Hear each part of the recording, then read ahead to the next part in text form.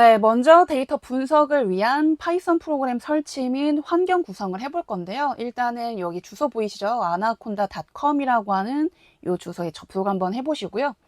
자, 이게 초기 페이지인데 저희는 아나콘다라고 하는 프로그램을 일단은 다운로드하고 설치를 진행을 할 겁니다. 자, 이 아나콘다라고 하는 프로그램은 뭐냐면 우리가 데이터 분석을 위해서 파이썬이라고 하는 언어를 선택했다 할지라도 그 파이썬만 가지고 데이터 분석을 할 수는 없어요. 데이터 분석에 필요한 추가적인 라이브러리들이 몇 개 있거든요. 그러면 기존의 파이썬에다가 이런 라이브러리들을 계속 추가적으로 설치해 나가면서 그런 프로그래밍을 진행하셔야 되는데 아무래도 관리가 좀 어려울 수 있겠죠. 그래서 이게 이제 통합 패키지라고 보시면 됩니다. 즉 아나콘다라고 하는 프로그램은 파이썬에다가 데이터 분석용 라이브러리들이 포함되어 있는 그런 통합 프로그램이라고 보시면 돼요. 그래서 초보자분들께서는 아나콘다를 설치를 해서 데이터 분석을 진행하는 게 훨씬 관리 차원에서 수월하겠죠.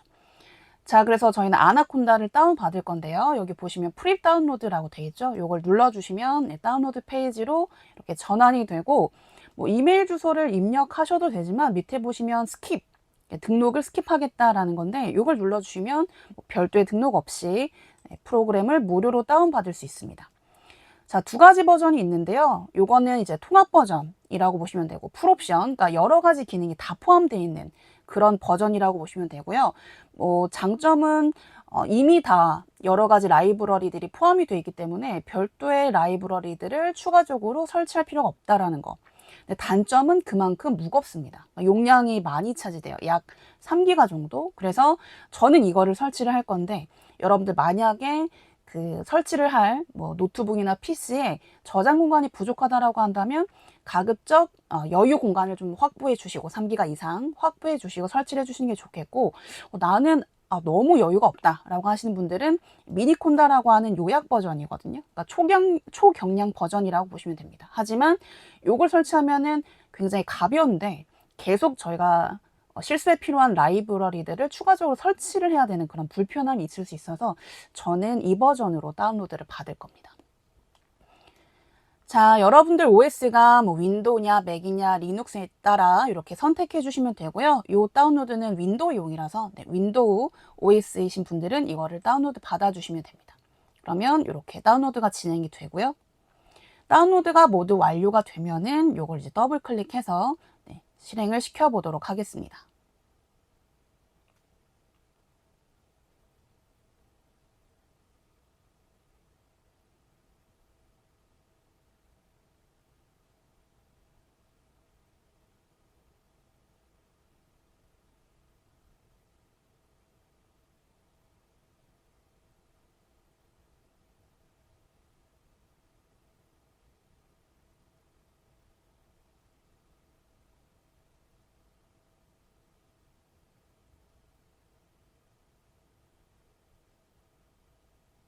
네, 이 프로그램 자체도 좀 용량이 있기 때문에 다운로드 하는 데까지 시간이 좀 걸리죠.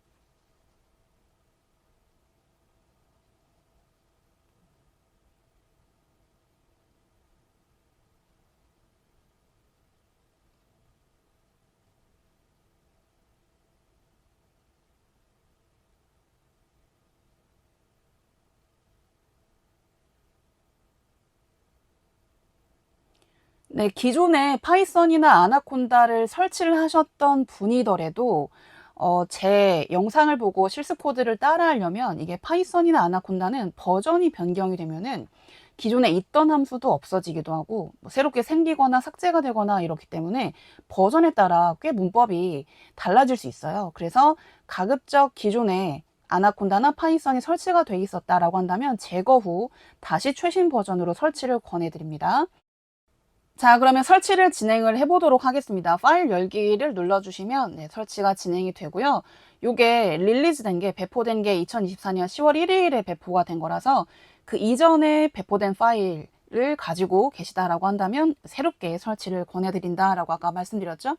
넥스트 눌러주시고 네, 사용 동의 해주시고 그 다음에 이 선택 인스톨레이션 타입은 뭐냐면 이 아나콘다 설치를 어떤 유저에다가 적용을 시킬 거냐. 그래서 현재 윈도우라고 한다면 접속한 계정이 있으실 거잖아요. 그 계정에만 유효하게 할 건지 아니면 다른 계정에 다 영향을 미치게 할 건지 요거는 이제 어드민 권한이 필요하기 때문에 저는 현재 접속한 계정에 대해서만 설치를 진행하겠다라고 하는 저스트미를 선택하고 넘어가 보도록 하겠습니다. 설치 위치인데요. 네, C 드라이브라고 한다면 C 드라이브의 여유 공간이 3기가가 아니라 5기가네요. 이게 또 버전마다 사이즈가 조금씩 다른데 어쨌든 5기가 이상의 추가 여유 공간을 확보하시고 설치를 진행해 주시면 되고 만약에 뭐 C나 D나 이렇게 파티션이 구분이 되어 있다라고 한다면 C보다는 또 다른 그런 파티션에 설치를 해 주시는 것도 좋겠죠. 어쨌든 설치 위치 기억해 주시면 되겠고요. 저는 그냥 디폴트 위치에 넥스트 눌러서 설치를 진행하도록 하겠습니다. 자, 이 부분은 저는 요걸 누르면 뭐 not recommended라고 돼 있긴 한데 저는 이거를 누르는 편이에요. 이게 뭐냐면 아나콘다라고 하는 프로그램을 설치를 하게 되면 그 설치 위치를 자동으로 패스라고 하는 윈도우에 그 환경 설정 변수가 있거든요. 그래서 이 패스 환경 설정 변수에 등록할 거냐 이건데 이걸 등록하면 좋아요. 등록하면은 나중에 저희가 콘솔 환경에서 이런 아이파이썬이라고 하는 명령어로 아나콘다 프롬프트를 들어갈 수가 있는데 이게 위치가 즉 아나콘다 설치 위치가 등록이 되어 있지 않으면 아이파이썬이라고 하는 그런 프로그램 호출이 불가해지거든요. 그래서 요거는 체크하고 넘어가 주시는 게 좋겠습니다. 자, 인스톨 해볼게요.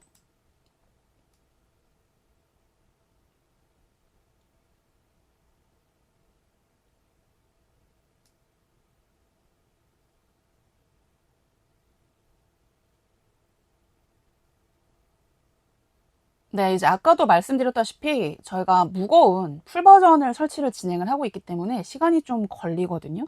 그래서 설치가 되고 있는 중간에 제가 따로 설명드리면서 설치 과정을 지켜보도록 하겠습니다. 자, 일단 우리가 아나콘다라고 하는 프로그램을 다운받아서 설치하고 있는데 아나콘다라고 하는 애는 이제 기존 파이썬에다요. 분석용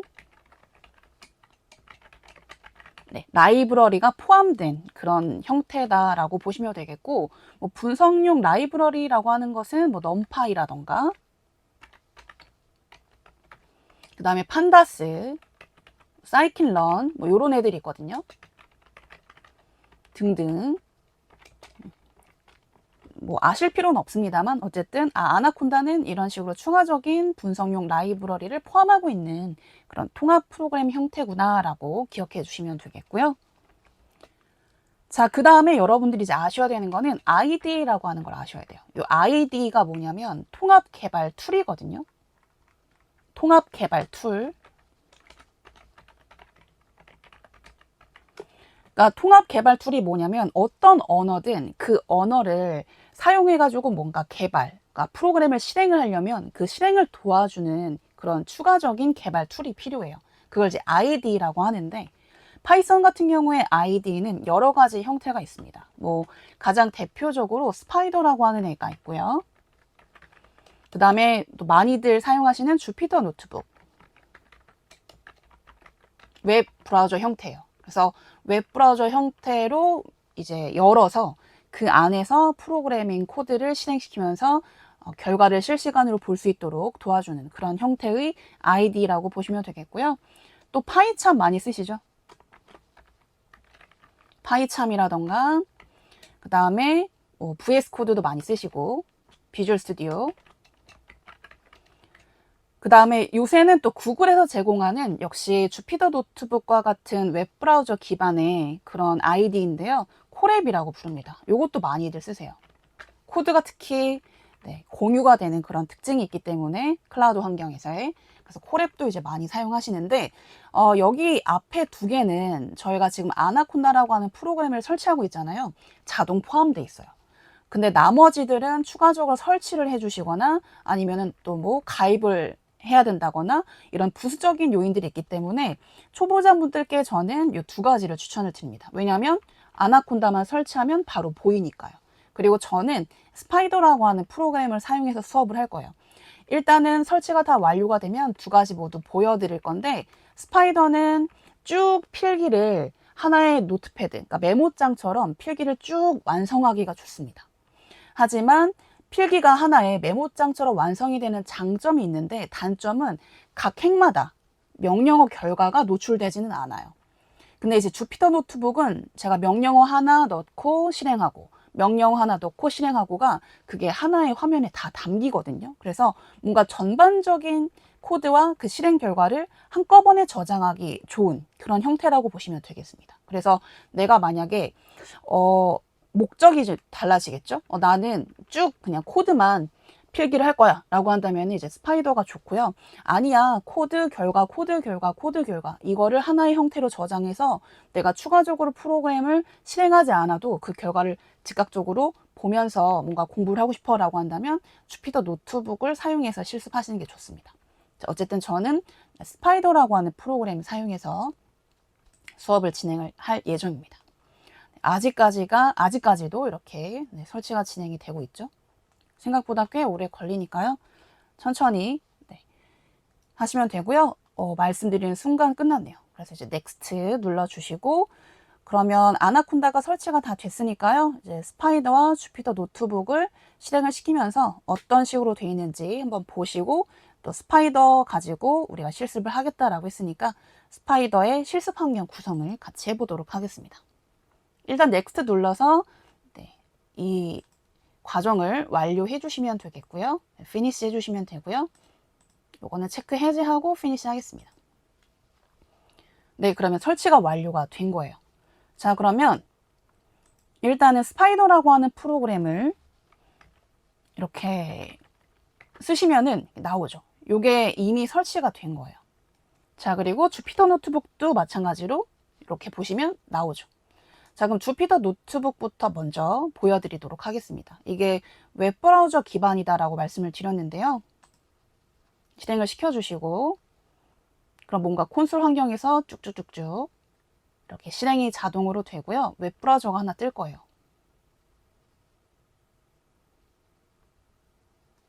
어떤 웹브라우저를 쓸 거냐라는 얘기인데, 아무거나 뭐 엣지라던가 뭐 크롬 아무거나 선택해 주시면 됩니다. 저는 뭐 엣지로 한번 해볼게요.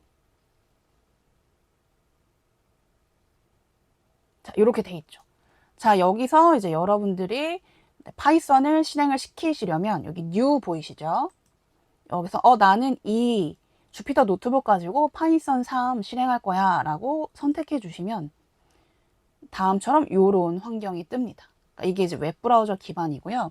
제가 이걸 이제 셀이라고 하거든요. 셀, CELL. 그러니까 셀 단위로 명령어를 실행을 시킬 수가 있는데 나중에 다시 설명드리겠지만 지금은 그냥 보기만 하세요. 뭐 A1에다가 A1이라고 하는 변수에다가 뭐 1 더하기 1 뭐 이거를 입력을 했고, 뭐 A2에다가 여기까지는 그냥 다 텍스트 입력이에요. 엔터를 친다라고 해서 실행이 되는 게 아니고 여기까지는 하나의 셀 입력 공간이기 때문에 여러분들이 그 실행에 필요한 코드들을 쭉 나열해 주시면 됩니다.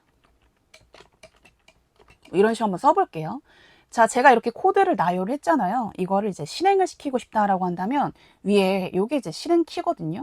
근데 뭐래요? Shift Enter라고 돼 있죠. 근데 요거는 그냥 Ctrl Enter를 치셔도 현재 셀이 실행이 됩니다. 그래서 요거를 눌러주셔도 되고, 그리고 만약에 지금 이제 A1이라고 하는 변수에다가 이 연산 결과를 넣은 거고요. 그 다음에 이 연산 결과를 역시 A2라고 하는 변수에 넣은 거거든요. 근데 그래서 A1 결과가 뭔데 호출이죠. 그럼 저는 컨트롤 엔터 한번 해볼게요. 컨트롤 엔터. 이러면 A1 결과는 이렇게 3이야 이렇게 나오는 거죠. 이런 식으로 셀 단위로 실행을 하고 만약 그 셀에 아웃풋이 필요한 그런 결과물이 있다라고 한다면 이렇게 빨간색으로 아웃풋 결과가 나오게 돼요. 자, 그리고 추가적으로 입력하실 거면 여기 이제 click to add a cell이라고 나오죠. 나는 추가적으로 A2 이렇게 하게 되면 역시 컨트롤 엔터 하게 되면 역시 인풋과 아웃풋의 결과가 이렇게 나오는 거죠. 지금은 좀 간단해 보이지만 만약에 제가 어떤 그래프를 그리는 코드를 여기다 작성했다라고 쳐봐요. 그러면 스파이더는 그냥 코드만 작성한 거지, 그러니까 메모장 형태로 저장이 되는 거예요. 근데 이 주피터 노트북이라고 하는 애는 어때요? 코드 아웃풋, 코드 아웃풋, 이런 식으로 결과가 저장되기 때문에 뭔가 하나의 제가 어떤 공부를 한 그런 단위 형태로 저장하기가 좀 용이하다는 거죠. 자, 이거를 저장하는 방법은 이제 다양하게 있는데 여기 보시면은 뭐 세이브, 노트북 이렇게 돼 있기도 한데요. 만약에 나는 이거를 그냥 웹브라우저 형태, 뭐 HTML 파일 형태로 저장하고 싶다라고 한다면은 여기 Save and Export라고 돼 있죠. 노트북 as라고 해서 여기 보시면은 HTML 형태로 저장할 수가 있어요. 자, 그러면 다음처럼 이렇게 나오고요. 이걸 열어보잖아요. 그러면 바로 제가 어때요? 이렇게 아까 전에 입력했었던 내용들이 쭉 나오죠. 역시 여기 아웃풋에 그래프가 있었다면 그래프가 이렇게 예쁘게 나오거든요. 그래서 명령어와 결과를 그때그때 이렇게 한눈에 보고 싶을 그런 상황이다라고 한다면 주피터 노트북을 추천을 드린다. 자, 이번에는 스파이더라고 하는 프로그램을 실행을 시켜보도록 하겠습니다. 네, 이렇게 설치가 돼 있죠.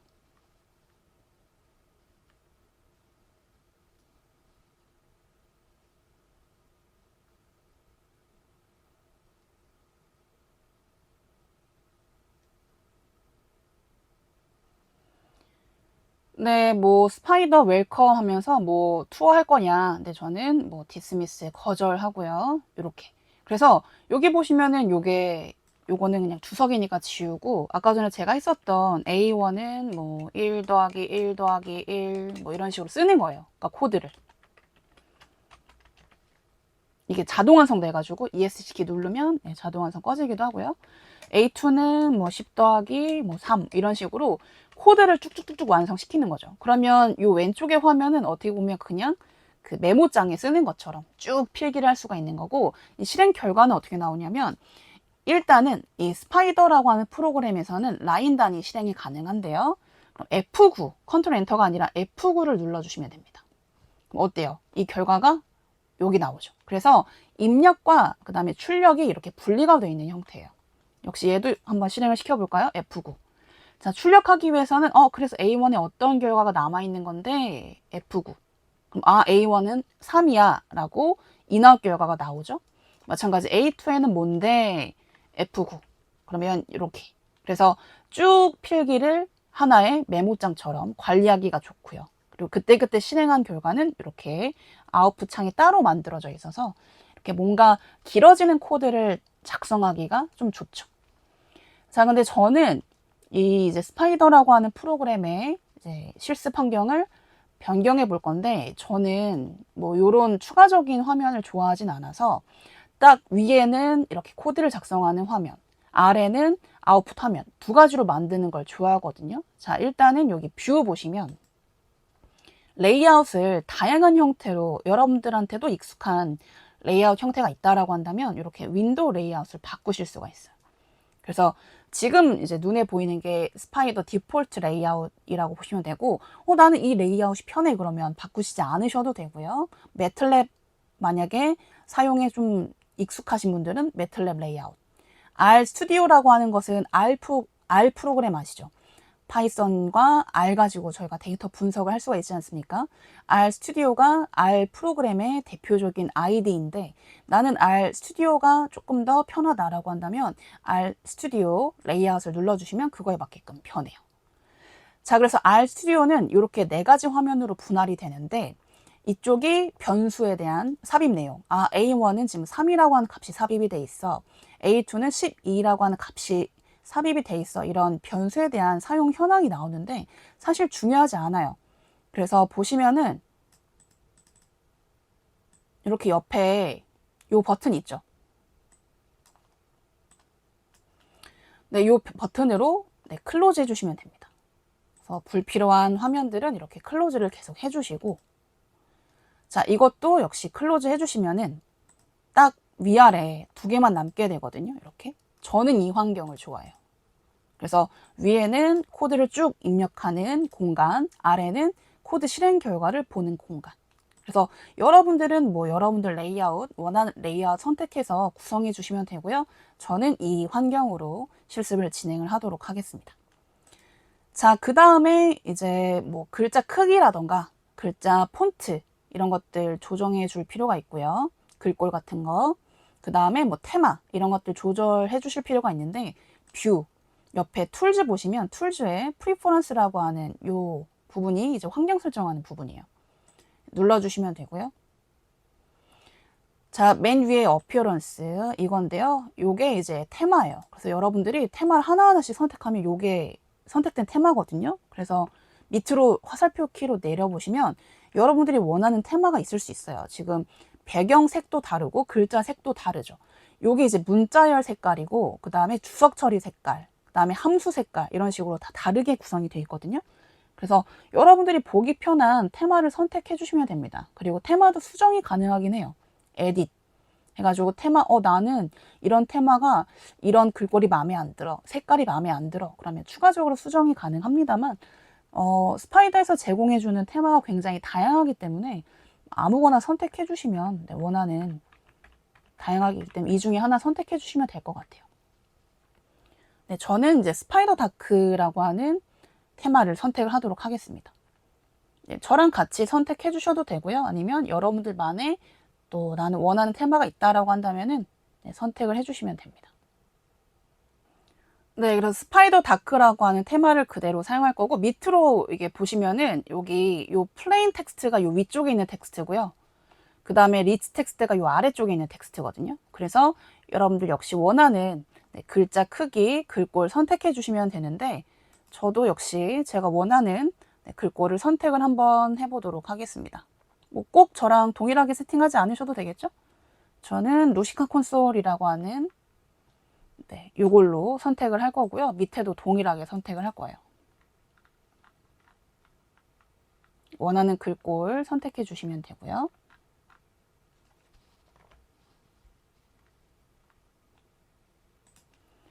네, 사이즈는 저는 강의를 해야 되니까 조금 넉넉하게 크게 한번 해보도록 하겠고요. 적용 한번 눌러주시면 네, 다음처럼 이렇게 구성이 됩니다. 그래서 OK 눌러주시면 되고요. 자, 이거를 저장하실 때는 얘만 저장되는 거예요. 그러니까 우리가 앞서 주피터 노트북처럼 출력 결과가 저장되진 않아요.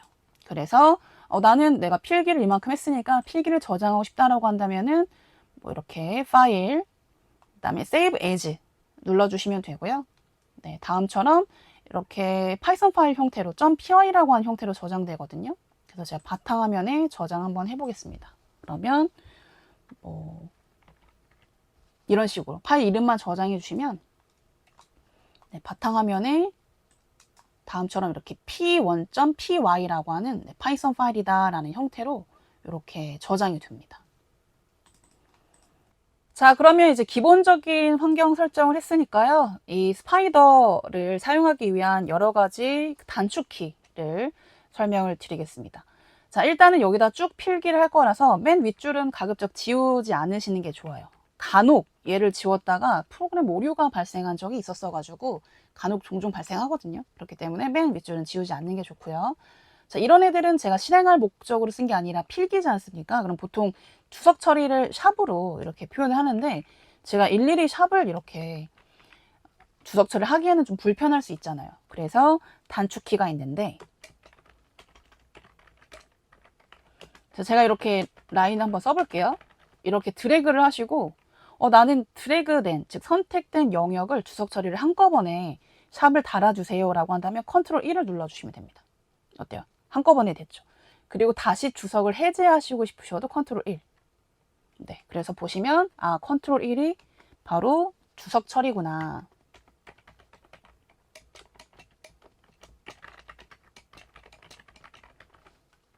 네, 주석 처리면 해제.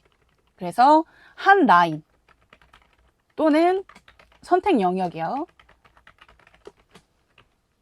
에 대한 주석 처리를 하실 때는 컨트롤 1 써주시면 됩니다. 자, 그럼 얘도 주석 처리 해볼게요. 컨트롤 1 이렇게. 요거 이제 지우고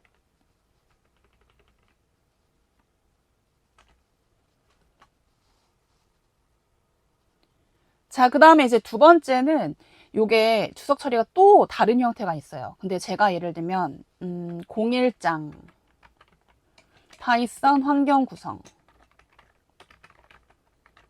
그래놓고 막 코드를 써요. 이런 식으로.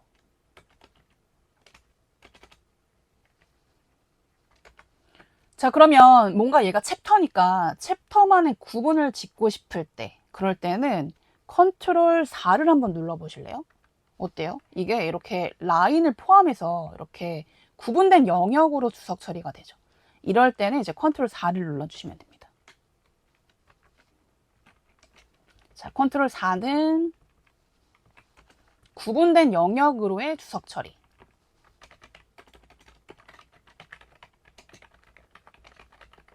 주석 처리인데요. 해제는 이제는 컨트롤 4가 아니고요. 컨트롤 5로 해제해 주셔야 됩니다.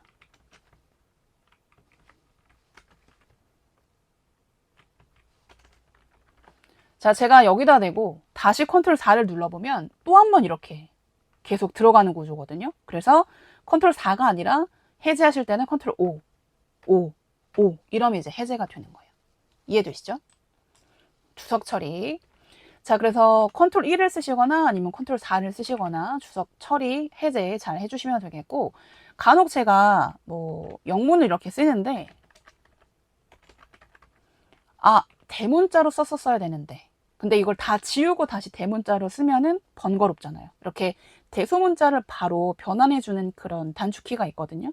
자, 대문자 변환은 컨트롤 시프트 U예요. 컨트롤 시프트 U. 대문자로 됐죠?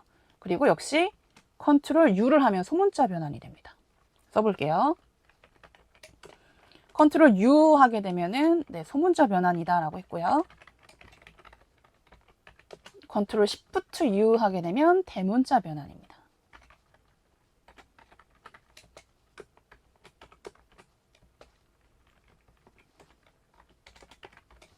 역시 주석 처리 컨트롤 1. 네, 당분간은 주석 처리 이런 뭐 대소문자 변환 이런 단축키들이 조금 적응이 안 될 수 있으니까 이건 이렇게 표현해 볼게요. 네, 그러니까 제가 알려드릴게요. 네. 자, 이제는 뭐 아까 전에 실행은 F9라고 했었죠? F9가 실행입니다. 라인 혹은 네, 선택된 라인 단위 실행이에요.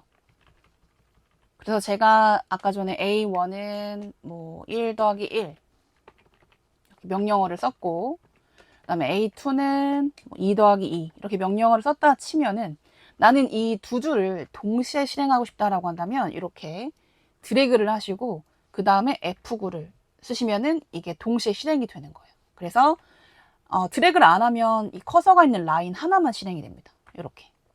그래서 네, 현재 라인 또는 선택된 라인을 실행시키는 단축키가 F9다. 그러니까 더 이상 컨트롤 엔터는 실행이 안 돼요. 여러분 컨트롤 엔터는 셀 단위 실행인데 셀이라고 하는 건 뭐냐면 나는 여기부터 여기까지가 하나의 뭔가 구분된 코드야 라고 하는 게 셀이거든요. 근데 이 스파이더라고 하는 애는 그냥 라인 단위로 이렇게 풀어져 있고 셀이라고 하는 단위가 뭉쳐져 있지 않아요. 따로 이런 식으로 여러분들이 셀 단위를 형성해 주셔야 되는데 이렇게 샵 A1은 1 더하기 1 그 다음 A2는 뭐 2 더하기 2 이렇게 하게 되면은 색깔이 좀 변했죠. 그러니까 이게 나는 하나의 영역을 지정할게. 이걸 셀이라고 하거든요. 그 셀이라고 한 영역을 이렇게 만들어 주시면 이렇게 컨트롤 엔터를 하게 되면 이제 셀 단위로 실행이 돼요. 자, 그러면 이 샵 %%와 샵 %% 사이가 하나의 셀이 되는 거예요. 그러니까 실행 단위라고 보시면 되죠. 그럼 여기다가 이제 컨트롤 엔터를 하게 되면 얘는 실행이 되거든요. 어때요? 런 셀, 그러니까 이게 1번 셀이 실행이 됐다 이 얘기예요. 그렇지만 이렇게 스파이더에서는 셀 단위가 조금 불편할 수 있어서요. 저는 그냥 라인 단위로 쭉 필기를 해 두시고 나는 대신 여러 라인을 동시에 실행하고 싶다라고 한다면 드래그로 실행시킬 라인을 선택하신 다음에 F9, 컨트롤 엔터가 아니라 F9로 해주시면 조금 더 편할 것 같아요. 물론 컨트롤 엔터가 대부분의 ID에서 실행 단축키이기 때문에 아마도 컨트롤 엔터에 많이 익숙하실 거예요. 예, 그런 경우라고 한다면 단축키를 또 바꾸실 수도 있긴 한데 또 바꾸시는 거는 또 다른 단축키까지 다 바꿔야 되는 그런 번거로움이 있기 때문에 가급적 스파이더에서는 그냥 F9를 선택해서 라인 단위 혹은 선택된 라인 단위를 실행하는 게 좋겠다라는 점 기억해 주시면 되겠습니다. 자, 필기를 하자면 셀이라고 하는 단위가 있는데, 그래서 컨트롤 엔터라고 하는 애는 셀 단위 실행이다. 근데 셀은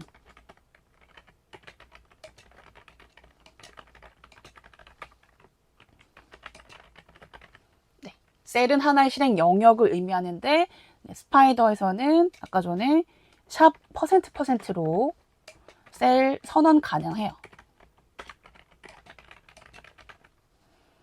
그러면 샵 %%와 샵 %% 사이에 있는 게 하나의 셀이 되는 거다라고 아까 말씀드렸죠? 그렇지만 추천하지 않는다. 이렇게까지만 필기를 하고 넘어가도록 하겠습니다. 네, 그래서 이제 이런 스파이더에 대한 설치, 그리고 기본 내용, 뭐 아나콘다라고 하는 프로그램이 뭔지, 또 파이썬 실습을 위한 IDE가 어떤 형태, 어떤 종류들이 있는지 이런 것들을 이제 설명을 드렸고요. 특히나 이제 스파이더에서의 단축키 잘 익혀주시면 앞으로 필기나 실습할 때 조금 용이하겠죠. 네, 여기까지 정리를 하고 이제 다음 장부터 본격적으로 프로그래밍을 시작을 해보도록 하겠습니다. 네, 1장 변수와 연산자에 대해서 보도록 하겠습니다. 자, 우리가 앞서 스파이더라고 하는 프로그램을 사용해가지고 앞으로 코드를 작성해 본다라고 했었잖아요. 뭐 다양한 프로그램이 있으니까 만약에 아는 프로그램이 있다라고 한다면 뭐 추가적으로 사용하셔도 되고요. 저는 추가 설치를 하지 않아도 되는 스파이더라고 하는 프로그램을 사용해서 코드를 작성을 해보도록 하겠습니다. 단축키에 앞서 설명드리긴 했는데 익숙해질 때까지는 제가 앞에 표현을 해둘게요. 컨트롤 엔터랑 아마 많이 헷갈리실 거예요. 다른 툴들은 보통 컨트롤 엔터로 라인 단위 실행을 하니까. 근데 여기서는 F9고요. 뭐 바꾸실 수도 있지만 가급적 충돌되기 때문에 다른 또 단축키랑 가급적 기존 단축키에 익숙해지는 게 좋습니다. 자, 일단 변수부터 설명 한번 해볼까요? 변수. 네, 컨트롤 4 하게 되면 이렇게 묶이거든요. 주석 처리가. 그래서 뭔가 이렇게 묶는 용도로 주석 처리하기가 좋죠. 주제 같은 거 표현할 때. 자, 변수라고 하는 개념은요. 값이 변한다라고 해서 변수라고 표현을 하는데 어쨌든 제가 가진 상수나 뭐 데이터나 어떤 명령어 결과에다가 이름을 붙이고 싶을 때 그때 할당하는 객체를 변수라고 해요. 그래서 정의하자면 뭐 이름을 갖는 객체다. 여기서 말하는 객체라고 하는 건 만들어진 것. 이걸 이제 객체라고 하거든요. 그래서 우리가 어쨌든 변수를 만들어서 쓰는 개념이다 보니까 객체라는 표현을 썼고요. 자, 변수는 상수나 아니면 어떤 데이터, 여러 자료 구조가 있습니다. 뒤에서 이제 볼, 뭐 리스트라던가 데이터 프레임 이런 자료 구조가 있는데 이런 자료 구조를 어딘가에 담아서 이름을 붙이고 싶다. 이러면 변수를 선언하는 거예요. 그리고 뿐만 아니라 명령어, 결과를 이름을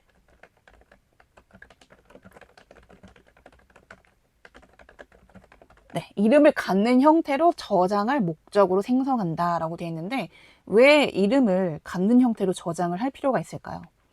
제가 예를 들어서 이런 연산을 했다라고 쳐봐요. 더하기인데요, 여러분. 자, F9 하면 실행이 되죠. 근데 이 실행 결과 눈으로 확인 24라고 한 결과가 나오는데 이게 나중에 제 코드에 또 필요하다라고 한번 가정을 해볼게요. 그럼 쭉쭉쭉쭉 넘어가서 이걸 계속 재활용하려면 계속 얘를 붙여 쓰기를 해야 되잖아요. 불편하죠. 물론 코드가 지금처럼 길지 않을 때는 충분히 뭐 붙여 쓰는 게 불편하지 않을 수도 있어요. 하지만 명령어가 막 3줄, 4줄 이렇게 길어지는 경우라고 한다면 걔를 매번 반복하기란 가독성이 현저히 떨어질 수밖에 없죠. 그런 가독성을 목적으로 내도 나는 그러면 이렇게 어딘가에 저장해 둘게 라고 만들어 두게 되면 저는 이제는 이 전체를 가져가는 게 아니라 A1이라고 하는 변수만 가져가게 되면 추가적으로 이렇게 연산할 수가 있어요. 즉 재활용이 가능하다는 거죠. 그래서 변수를 선언한다라고 보시면 되겠습니다. 네, 재활용이 가능하다.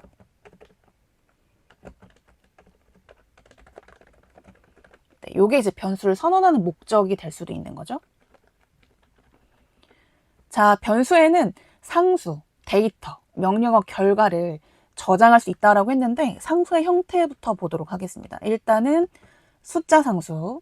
자, 그리고 여러분 변수는 제가 앞서 값이 변한다라고 얘기했잖아요. 그 이유는 아까 전에는 이 결과를 담았죠. 근데 제가 다시 A1에다가 1을 담잖아요. 그러면 덮어 써져요.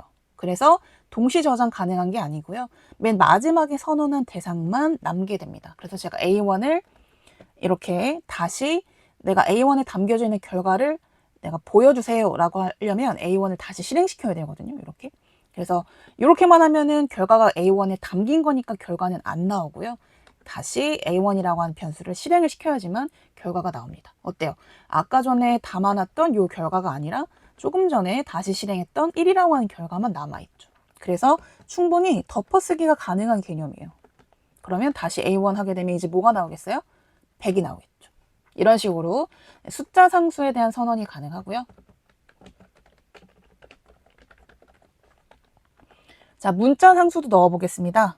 이렇게 넣어주시면 돼요. 문자 상수, 즉 문자 상수는 숫자랑은 구분돼서 반드시 헛다운표 혹은 겹다운표 묶어서 전달하실 필요가 있겠죠? 필수입니다. 만약에 여러분들이 실수로 이걸 이렇게 쌍따옴표나 쓰지 않고 이렇게 하게 되면 에러가 발생하는데 이거를 명령어나 변수로 해석하기 때문에 그래요.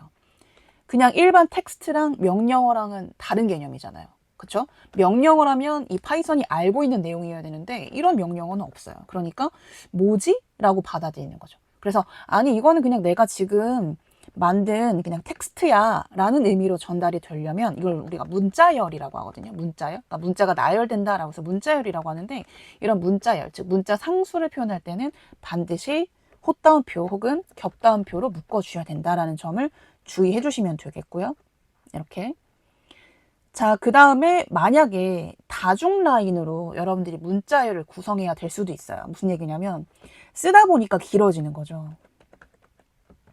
아니면 밑으로 내려 쓰고 싶을 수도 있잖아요. 뭐 줄 맞추기를 하고 싶다거나 이런 식으로. 어때요? 지금 제가 이 화면에서는 문자열로 묶이면 아마 연두색으로 묶이는 것 같은데 이거는 이제 여러분들 환경 설정마다 다릅니다만 어때요? 이렇게 하얀색으로 표현이 됐다는 것은 이런 변수처럼 해석이 됐다는 얘기거든요. 그러면 안 묶였다는 거예요. 우리가 어쨌든 이렇게 두 개의 라인으로 이 A2라고 하는 변수의 선언이 나뉘어져 있으니까 반드시 실행하실 때는 묶어서 F9 써주시면 되는데 어때요? 에러 나죠. 이게 에러가 발생한 이유는 파이썬 특징인데요. 파이썬에서는 다중 라인에 대한 문자열 선언이 불가능합니다. 자, 이럴 때는 네, 원칙적으로는 하나의 헛다운표나 겹다운표는 불가능하고요. 3번 써주셔야 돼요. 이렇게 3번. 어때요? 지금 다시 연두색으로 바뀌었죠? 이렇게 해놓고 제가 다시 드래그한 다음에 실행을 시켜볼게요. F9. 그러면 에러 없이 잘 들어갔을 거고 A2를 실행해 볼까요? A2를 다시 실행해 보면 결과값 보이시죠? 이렇게 들어갔다는 거죠. 자, 여기 중간에 나오는 역/n은 엔터입니다. 지금 제가 이 뒤에 한 칸의 공백 뒤에 엔터를 내려 썼다라는 개념으로 해석이 되겠죠. 그래서 나는 지금 다중 라인으로 넣었지만 변수에는 이런 식으로 묶여져서 역/n과 함께 이 자리에 엔터가 있어 라고 하는 것과 함께 출력이 되는 것 뿐이에요. 어쨌든 쌍따옴표도 좋고요. 네, 헛따옴표여도 좋고요. 3번 쓰시면 된다는 개념인 거죠. 이렇게. 그래서 적어두자면 다중 문자열 선언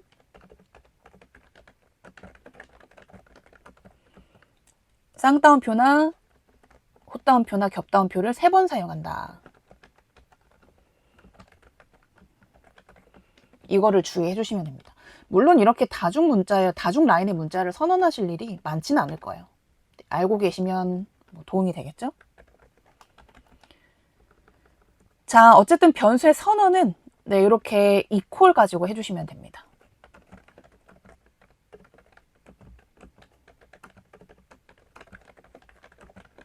보통은 이제 오른쪽에 내가 표현할 값 혹은 명령어 그리고 이제 왼쪽이 변수명 이런 형태로 되고요.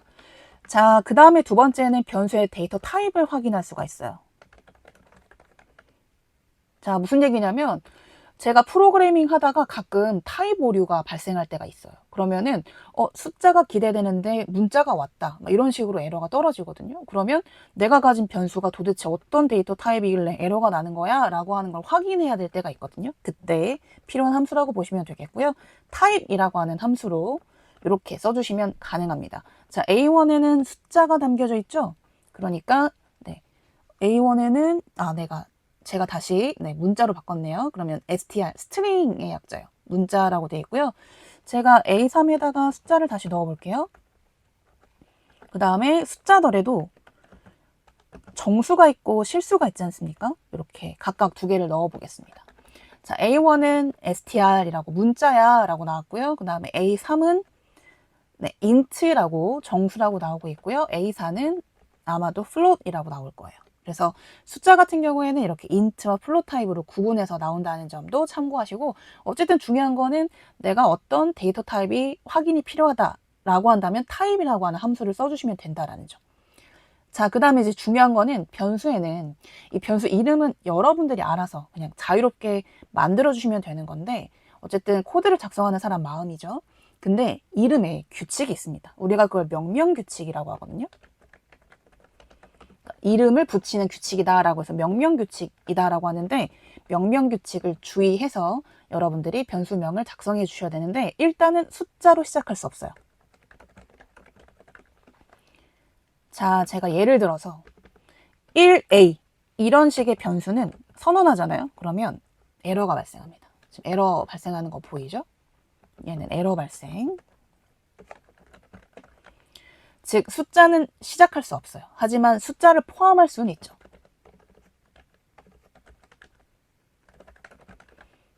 제가 주로 즐겨서 변수를 선언하는 방식인데 A1, A2 혹은 A 언더바 1 이런 것도 가능해요.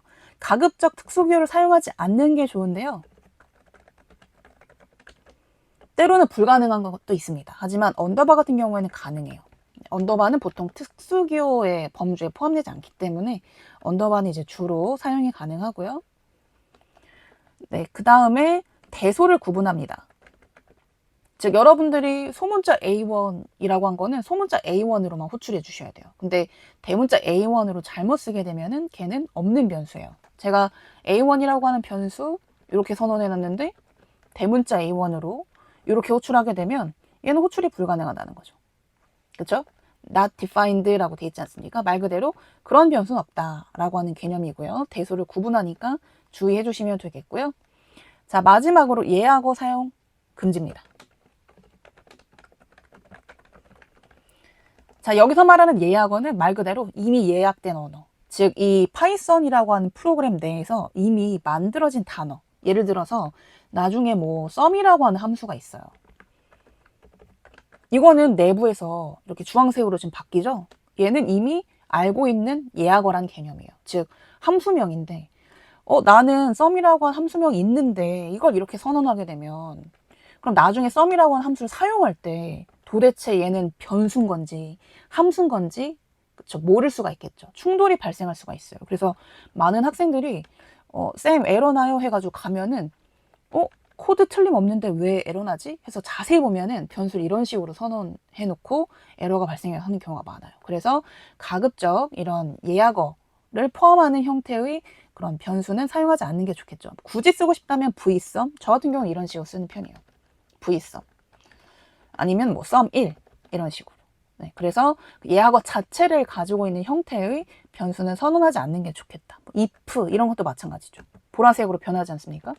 이거는 이미 만들어져 있는 단어다 이거예요. 근데 여기다 이렇게 쓰게 되면은 이런 애들은 또 나중에 내가 if문이라고 하는 그런 명령어를 사용할 때 충돌이 될 수 있기 때문에 사용을 해주시면 안 된다라는 개념이 되겠죠. 자, 이번에는 연산자에 대해서 보도록 할 건데 먼저 산술연산자부터 보도록 할게요. 산술연산자. 잘 알고 계시는 개념입니다. 뭐 4층 연산이라고 하죠. 네, 더하기, 뭐 빼기, 곱하기 이렇게 쓰시면 되고요. 나누기 이렇게 쓰시면 됩니다. 네, 자유롭게. 그래서 실제로 저 같은 경우에도 막 이렇게 작업하다가 계산기가 필요한 경우 있죠. 그럴 때는 계산기를 따로 안 켜고 이렇게 만약에 스파이더 같은 프로그램이 켜져 있다 그러면 그냥 여기다 써요. 120 뭐 곱하기 33 뭐 나누기 24 뭐 이런 식으로 쓴다는 거죠. 그래서 4층 연산 가능하다라는 점. 근데 또 이 4층 연산 외에 자주 사용하는 연산자가 몇 개 있는데, 일단은 거듭 제곱 같은 경우 예를 들면 2의 4승 이런 표현 많이 하시죠. 이렇게 곱하기를 2번 쓰시면 거듭 제곱 표현이 가능합니다. 이게 2의 4승이라는 개념이거든요. 16이 나오죠. 거듭 제곱이요. 알고 계셔야 됩니다. 물론 뒤에 함수 가지고도 거듭 제곱 가능하긴 합니다만 지금은 연산자에 대해서 배우고 있는 거니까. 자, 그 다음에 간혹 뭐 몫과 나머지 같은 거 궁금할 수도 있죠. 예를 들면 9를 2로 나눈 몫이 얼마냐. 몫은 이렇게 표현해 주시면 됩니다. 몫이 4죠. 몫. 그 다음에 나머지도 있습니다. 네, 나머지 같은 경우에는 퍼센트로 해주시면 돼요. 9를 2로 나눈 나머지 얼마죠? 1이죠. 네, 결과가 이렇게 나오겠죠. 1. 네, 그래서 나머지. 요 세 개는 언어마다 다 달라요. 그래서 파이썬 같은 경우에는 뭐 거듭 제곱, 몫, 나머지를 각각 이렇게 표현한다라고 하는 점을 같이 기억해 주시면 되겠죠?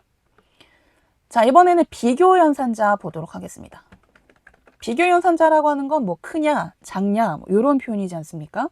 그래서 역시 많은 언어에서 공통으로 사용하고 있는 이런 형태가 되겠죠. 크다. 크거나 같다는 꼭 이 순서로 써주셔야 되고요. 만약에 이렇게 순서를 바꿔서 쓰시게 되면 에러가 발생합니다. 크다, 크거나 같다, 작다, 작거나 같다. 그 다음에 같다는 뭘까요, 여러분?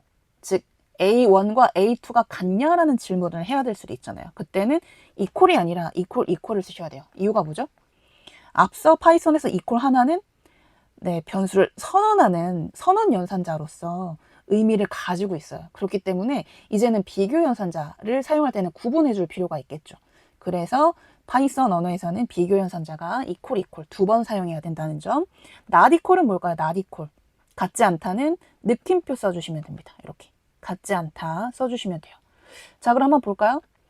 제가 A1에다가 100을 넣었어요. 다시. 자, A1이 50보다 크거나 같습니까? 질문할 수 있죠. 그러면 true, false 중에 하나가 나올 거예요. 이렇게. 자, 주의하실 거 특히 파이썬에서의 true, false는 이런 형태. 즉 무조건 앞에가 대문자, 나머지가 소문자. 이런 형태만 true, false로 인정이 됩니다. 이렇게. 근데 여러분들이 이거를 대문자로 대소를 구분하는 언어이기 때문에요. 이렇게 쓰게 되면 얘는 true로 인지를 못해요. 그리고 이렇게 역시 축약형으로 쓰셔도 true로 인지가 안 됩니다. 따라서 여러분들이 true, false를 직접 쓸 일이 있다라고 한다면 반드시 맨 앞에만 대문자, 나머지는 소문자 형태로 써주셔야 된다라는 점. 자, 그 다음에 A1이 50과 같냐라는 질문, 100과 같냐라는 질문으로 바꿔볼게요. 이렇게 하게 되면 true가 나오겠죠. 그 다음에 같지 않냐라는 질문도 해볼까요? 100과 같지 않습니까? 같지 않나요? 아니죠. 같잖아요. 네, 그러니까 false가 나오겠죠. 이런 식으로. 그래서 이걸 이제 우리가 비교 연산자라고 하죠. 많은 언어에서도 비교 연산자는 공통으로 사용하고 있으니까요. 잘 기억해 주시면 되겠고요. 자, 이번에는 논리 연산자 보도록 하겠습니다. 논리 연산자라고 하는 것은 여러 개 조건이 나열이 될 때 그 조건과 조건 사이를 연결해 주는 그런 연산자를 논리 연산자라고 하죠. and, or, not. 이런 걸 이제 논리 연산자라고 표현을 하는데요. 중요합니다. and라고 하는 개념은 여러 조건이 모두 참일 때 참이 리턴이 되는 특징을 가지고 있죠. 즉 조건 1과 그 다음에 조건 2 모두 참일 때 참이 나와요. 즉 다 참이냐? 이런 질문이고요. 그 다음에 or라고 하는 거는 둘 중에 하나만 참이냐? 라는 질문인 거죠. 중 하나라도 참일 때 참이면 참이 리턴이 돼요. 그래서 둘 중에 하나가 참이냐 이런 질문 하고 싶을 때 이제 or를 쓰는 거고요. not은요? 네, not은 이제 반대죠. 조건 1에 대한 결과를 반대를 리턴했으면 좋겠다. 이런 게 not인데요. 이거 그대로 쓰시면 됩니다. 자, 볼게요. 아까 A1에 100을 넣어놨죠. 그러면 제가 A1이 50보다 크거나 같고 150보다 작거나 같습니까? 라는 질문을 하고 싶을 수도 있잖아요. 그래서 A1이 50보다 크거나 같고 150보다 작거나 같습니까? 이런 식으로 쓰시면 안 돼요, 여러분. 이렇게. 지금은 이렇게 결과가 나오긴 하는데 이 사실 조건과 조건은 상수와 이렇게 대상, 비교 대상이 하나가 있는 게 요게 이제 조건의 올바른 형태다 보니까 지금은 비교 대상이 이렇게 하나고 상수가 두 개지 않습니까? 이런 식으로 하게 되면은 나중에 이 A1이 좀 복잡한 자료 구조로 바뀌게 되면 에러가 발생하거든요. 그래서 이걸 어떻게 분리해야 되냐? 뭐 어쨌든 50보다 크거나 같냐라는 질문과 150보다 작거나 같냐라는 질문이 결합된 거잖아요. 그래서 분리해 주실 필요가 있겠고요. 이렇게 항상 조건은 대상, 비교 대상과 상수, 그리고 연산자 이런 형태로 결합이 돼야 된다라는 점. 그 다음에 A1이 이번에 또 150보다 작냐 이렇게. 그리고 조건은 가급적 저 같은 경우에는 이렇게 괄호를 묶어줘요. 예를 들면 우리가 4층 연산할 때도 이렇게 쓰게 되면 곱하기가 우선순위잖아요. 근데 앞에 있는 애를 우선순위 하고 싶으면 묶어주지 않습니까? 파이썬도 마찬가지예요. 그래서 나는 어떤 명령어를 여기부터 여기까지만 좀 잘 묶을게, 구분할게 이런 용도로도 이제 괄호를 사용하기 때문에 가급적 조건은 여러 조건과 나열이 될 때는 가독성 측면에서라도 그리고 또 코드가 잘 실행되기 위해서라도 이렇게 괄호를 묶어주시는 게 좋습니다. 자, 어쨌든 저는 50보다 큰지, 그 다음에 150보다 작은지 둘 다 물어보는 거잖아요. 둘 다 참인지를 물어보는 거기 때문에 이때 쓰는 게 이제 and라는 거죠. 둘 다 참입니까? 참이야. 이런 개념. 자, 이번에는 A1이 100보다 작거나 같고 써볼까요? A1이 100보다 작거나 거나 그럼 5어죠. 아니면 200보다 큽니까? 이렇게. 자, 그럼 왼쪽은 참이죠. 그쵸. 지금 현재 A1이 100이니까요. 이쪽은 참인데 이쪽은 거짓이지 않습니까? 하지만 5원은 둘 중에 하나가 참이면 참이 리턴이 되니까 둘 중에 하나 참이야. 이렇게 결과가 나오는 거죠. 자, 그리고 not이라고 하는 애는 이거 참이었잖아요. 참이라고 하는 애를 앞에다 not을 쓰게 되면은 결과가 부정이 돼서 반대의 집합이 나온다는 개념인 거죠. 이게 이제 논리 연산자인데요. 이때 이제 주의하실 게 하나가 있습니다. 나중에 설명 다시 드릴 개념인데, 자, and는 나중에 이렇게 쓰셔야 돼요. 기호로.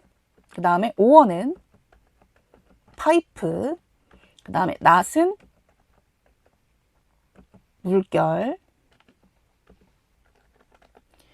자, 지금은 우리가 이쪽 결과가 하나잖아요. 이쪽 결과도 하나. 즉 어떻게 보면 true, false가 하나니까 상수인데 상수와 상수에 대한 어떤 논리 연산자는 and, or, not을 쓰시면 되는데 뒤에 이제 리스트를 배울 건데요. 리스트라고 하는 자료 구조에는 값이 여러 개가 남겨져 있어요. 이런 식으로. 시리즈도 마찬가지고 즉 값이 여러 개가 들어가 있는 상황에서 여러 개와 여러 개를 동시에 and나 or, not 연산자를 쓰실 때는 이때는 이렇게 기호로 바꿔 써주셔야 됩니다. 나중에 다시 설명드릴게요. 그래서 주의해야 될 점은 여러 개를 동시에 비교할 때는 기호를 사용해야 된다. 제가 나중에 시리즈 같은 자료 구조 배울 때 다시 이거 설명드리도록 하겠습니다. 지금은 이렇게만 구분해서 알고 계시면 돼요. 자, 이렇게 논리연산자까지 봤습니다. 그래서 이번 장에서는 변수라고 하는 개념, 그 다음에 이제 파이썬에서 사용하는 여러 가지 형태의 연산자들 기억해 주시면 되겠고요. 이제 다음 장부터 본격적으로 이제 여러 가지 개념에 대해서 살펴보도록 하겠습니다. 자, 2장 모듈 및 함수의 호출에 대해서 보도록 하겠습니다. 자, 어쨌든 파이썬이라고 하는 언어는 결국 데이터 언어죠. 그래서 여러 가지 형태의 데이터로 우리가 원하는 목적에 맞게끔 변환을 하기 위해서는 결과적으로는 가급적 많은 함수를 이용해서 잘 변환해 줄 필요가 있겠죠. 그래서 얼마나 많은 함수를 잘 이용할 수 있느냐, 적절하게 이런 능력이 중요할 수밖에 없는데요. 자, 그러면 함수에 대한 개념부터 정리를 해보도록 하겠습니다. 함수란 자, 여러분 함수라고 하는 개념은 뭐 저 같은 경우에는 R이나 SQL에서도 동일하게 설명을 하고 있는데 수학 함수랑 동일해요. 우리가 수학에서도 함수 배웠죠. y는 fx.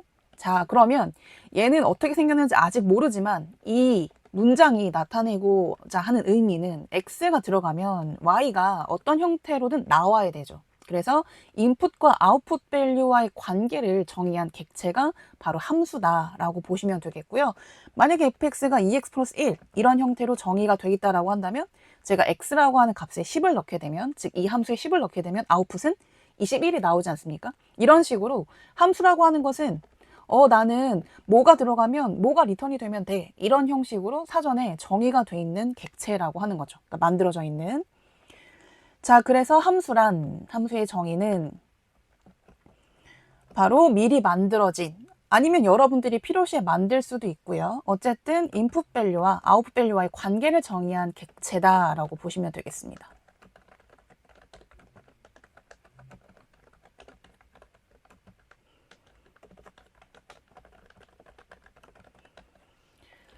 자, 가급적 많은 함수를 잘 활용하면 좋다라고 했는데요. 일단은 함수에는 내장 함수와 외장 함수가 있습니다. 자, 내장 함수는 별도의 설치나 로딩을 하지 않고도 사용할 수 있는 형태. 예를 들어 볼게요, 제가. 여러분, 라운드라고 하는 함수 아시나요?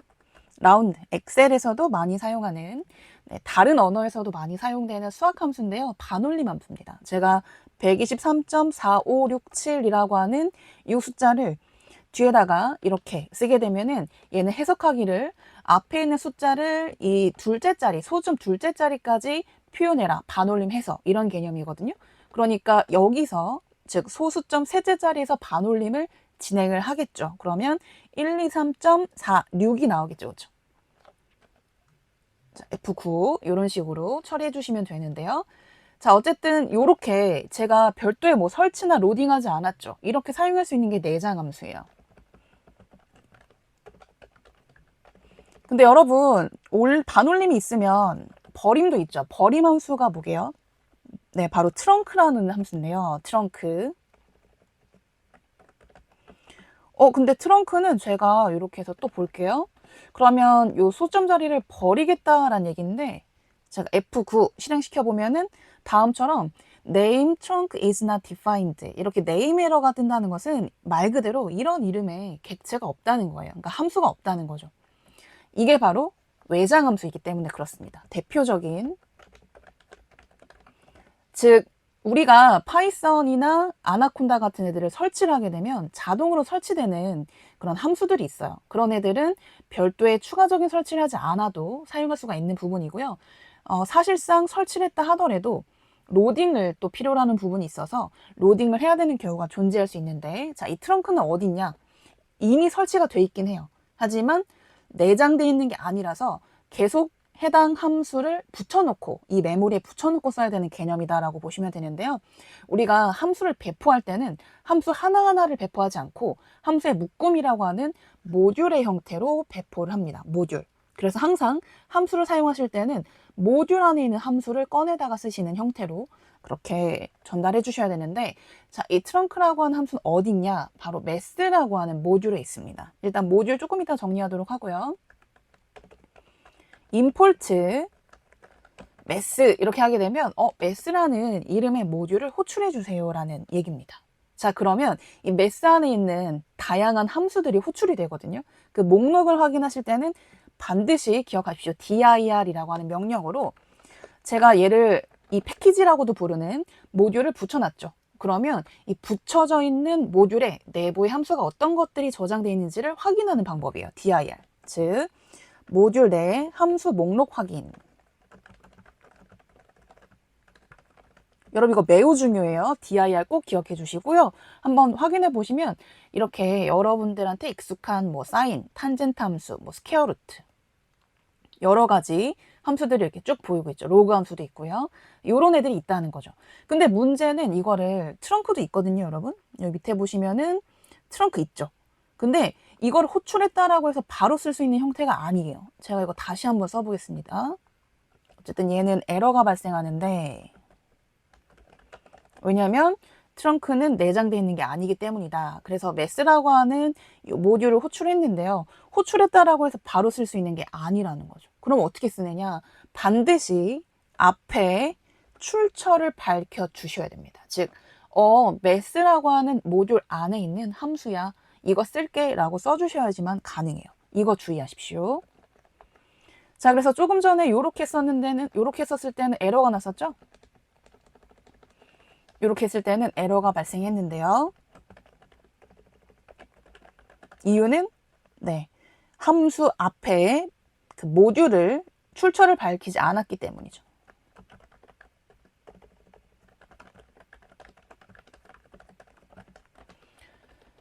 자, 이때는 가능하다는 거예요. 이때는 정상 작동. 안 왔기 때문에 에러가 발생한다라고 보시면 되겠죠. 이게 이제 바로 모듈을 호출하는 방법입니다. 자, 그러면 이제 모듈이란 두 번째.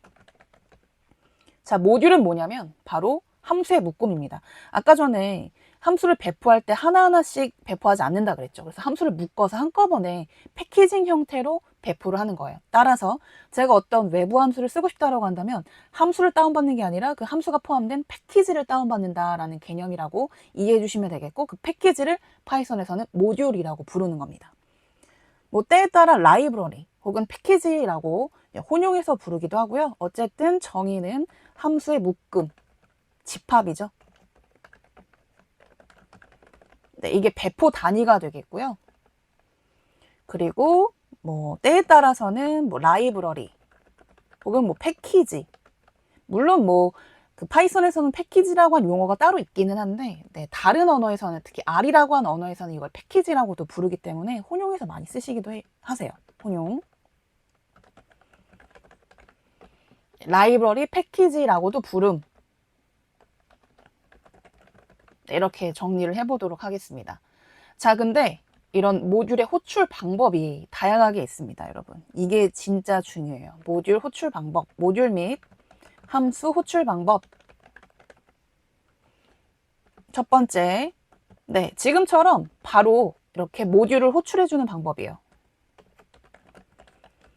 근데 이렇게 모듈을 호출할 때는 몇 가지 주의사항이 있는데요. 이렇게 모듈을 전체를 호출하게 되면은 함수 사용 시 반드시 모듈명을 앞에 작성해야 된다는 점.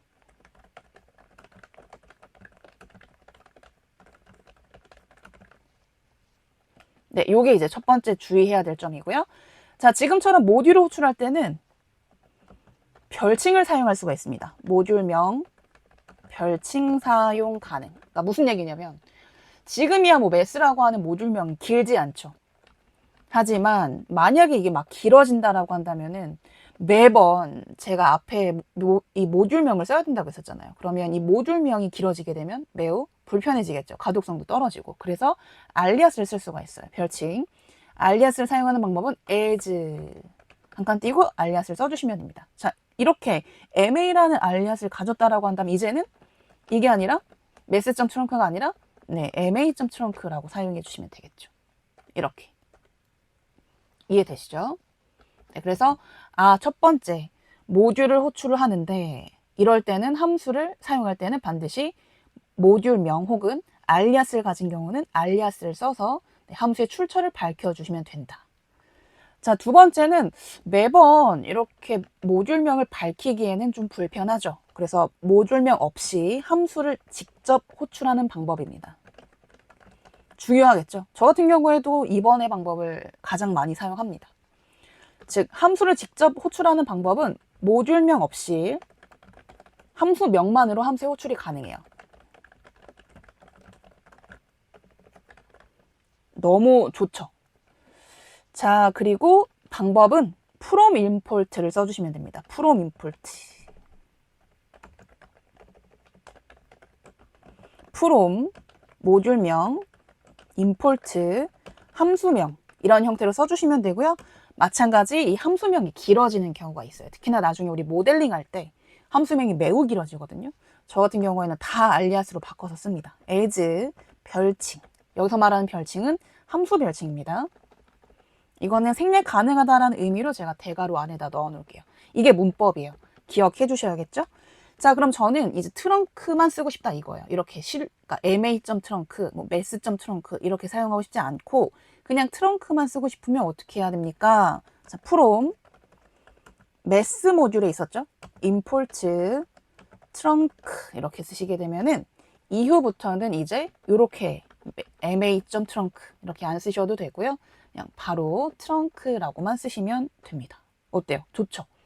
네, 그렇기 때문에 함수명이 또 길어지는 경우는 alias를 쓰실 수도 있다라고 했었고요.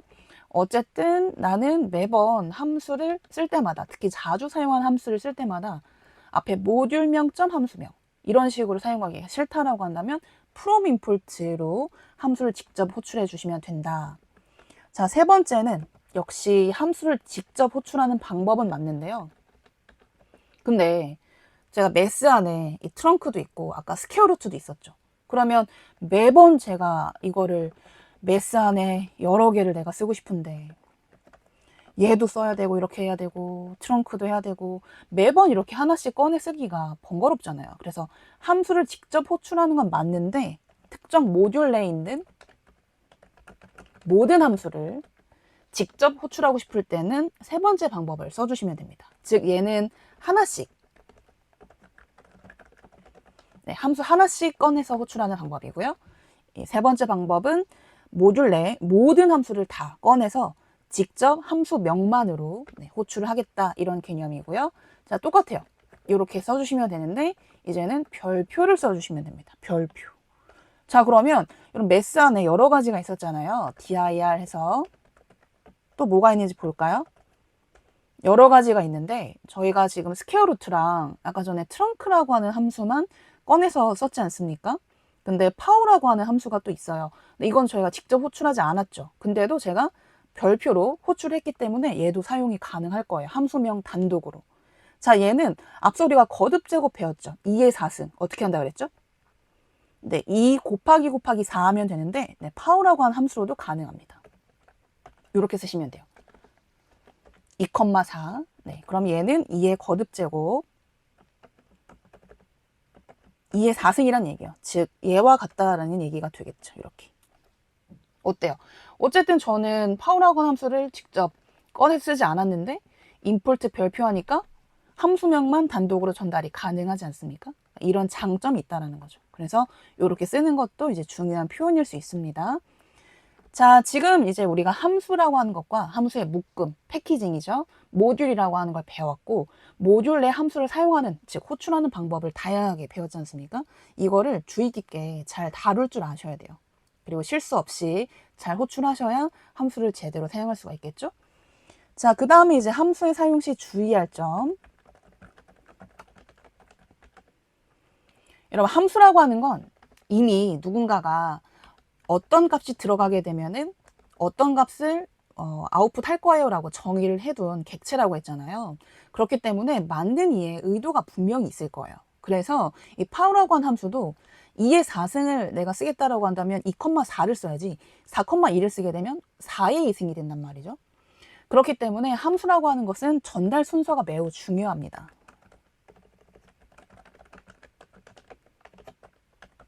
즉 우리가 인수라고 하거든요. 그러니까 첫 번째 인수와 두 번째 인수는 각각 의미가 있어요.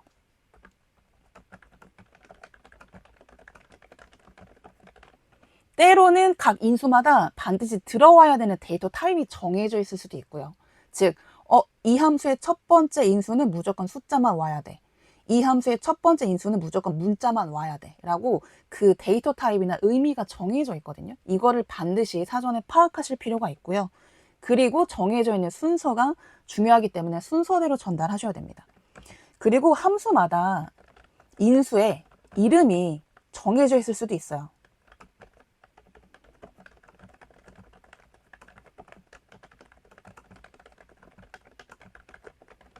무슨 얘기냐면 제가 예를 들면 F1이라고 하는 함수가 있어요. 첫 번째 인수에다가 A라고 하는 이름을 붙여놓은 거죠. B, C. 그러면 무조건 A는 1, B는 1, C는 1 이런 식으로 인수의 이름과 함께 전달해야 되는 경우도 있고 아니면 생략 가능한 경우도 있는데 어떤 경우냐면 만약에 이 순서를 그대로 지키고 싶다라고 한다면 그때는 인수의 이름을 생략하셔도 돼요. 근데 만약에 첫 번째 인수에 생략이 가능해요. 그래서 두 번째 인수만 쓰고 싶어요. 그런 경우라고 한다면 순서를 지키지 않은 거죠. 그럴 때는 반드시 인수의 이름과 함께 전달을 해야 된다라는 거죠. 이게 이제 중요합니다. 즉 함수마다 전달되는 순서가 중요한데 그 중간에 있는 순서를 스킵한다거나 아니면 순서를 뒤바꾸고 싶다거나 이렇게 순서를 지키지 않아도 될 때가 있는데 그때가 언제냐? 인수의 이름과 함께 전달할 때. 이때는 꼭 순서를 지키지 않아도 된다라는 점 기억해 주시면 되겠죠? 네, 그래서 나중에 이거는 직접 우리가 다양한 함수를 사용하면서 그때 다시 설명드릴 테니까 이것만 일단은 주의해 주시면 되겠고요. 자, 또 하나. 자, 어쨌든 그러면 함수는 미리 정해져 있는 규칙이 있다라고 했으니까 매뉴얼이라고 하는 걸 잘 확인하고 숙지하시는 게 제일 중요해요. 만약에 아까 매스라고 하는 파워가 있었죠. 요거 이제 단독 호출이 가능하니까 매뉴얼을 보는 방법은 물음표를 해주시면 됩니다. 자, 이러면은 함수 사용법 확인이 가능해요. 물음표. 그래서 지금 같은 경우에는 빌트인 함수라서 그렇게 자세하게 그 매뉴얼이 나오고 있지는 않은데 만약에 나중에 여러분들이 배울 판다스라고 하는 모듈이 있어요. 요걸 호출해 보시고 pd. 만약에 시리즈 요런 함수가 있는데 이렇게 물음표 한번 해보시면은 다양하게 나오죠. 그러면 이 함수는 무조건 첫 번째 자리는 데이터, 두 번째 자리는 인덱스, 세 번째 자리는 d타입 이런 식으로 이름이 정해져 있다는 거예요. 그래서 이 순서대로 빠짐없이 쓰겠다라고 한다면 인수의 이름 생략 가능하고요. 근데 나는 첫 번째 것만 쓰고 나머지들은 다 생략하고 마지막 것만 쓰고 싶어. 이러면은 이제 순서를 지키지 않은 거잖아요. 이럴 때는 첫 번째 자리에는 이제 첫 번째 자리이니까 데이터는 이라고 하는 인수를 이름과 함께 전달하지 않아도 되고요. 나머지들은 순서를 안 지켰으니까 맨 마지막 것만 쓰겠다라고 한다면 카피는 이런 식으로 인수의 이름을 전달을 해야 될 필요가 있다라는 거죠. 자, 그래서 매뉴얼 잘 확인해 주시면 되겠고 얘네들마다 어떤 의미인지는 밑에 자세하게 나와요. 파라미터. 그래서 데이터는 뭐를 써야 된다. 인덱스는 뭘 의미하는 거다. 이런 식으로. 그래서 항상 함수를 공부하실 때는 물음표를 통해서 매뉴얼을 숙지하시길 바라겠습니다. 자, 나갈 때는 EX 키 눌러주시면 네, 빠져나갈 수 있어요. 그래서 이번 시간에는 이제 함수에 대한 호출 방법, 모듈에 대한 내용을 공부를 해봤으니까 잘 숙지하셔서 모듈에 대한 정확한 호출을 할 수 있게끔 잘 준비해 주시면 되겠습니다.